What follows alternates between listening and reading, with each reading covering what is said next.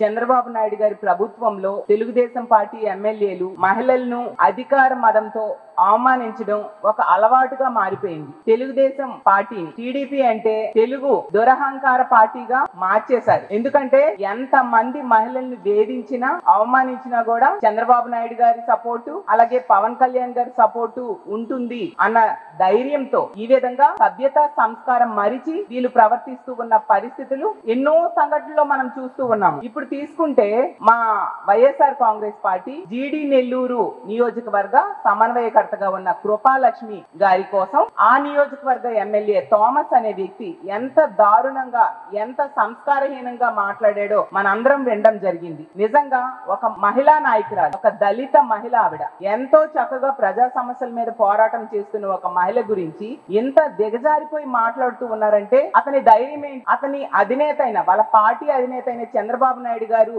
ఇలా మహిళలను అవమానించినా ఏమీ అనరు అన్న ధైర్యంతోనే ఈ విధంగా మాట్లాడుతూ ఉండే పరిస్థితి మనం చూస్తూ ఉన్నాం. ఆ ఎమ్మెల్యే అయిన థామస్ గారికి నేను ఒకటే అడుగుతూ ఉన్నాను, మీ ఇంట్లో ఆడవాళ్ళ గురించి మీరు ఎంత నీచంగా మాట్లాడగలరా? ఇంత సభ్యత మరిచి మీరు మాట్లాడగలరా? ఆ మహిళల గురించి ఎవరైనా మాట్లాడితే, మీ ఇంట్లో మహిళల గురించి ఎవరైనా ఇలా మాట్లాడితే మీరు ఊరుకుంటారా అని నేను అడుగుతూ ఉన్నాను. అయినా థామస్ అనే ఎమ్మెల్యే గారు అడ్డదారిలో ఈవీఎంల ద్వారా ఎమ్మెల్యే అయ్యారు. తీసుకుంటే నియోజకవర్గంలో ఎవరిని అడిగినా కూడా చెప్తూ ఉన్నారు ప్రతి పనికి కూడా లంచం తీసుకుంటారంట.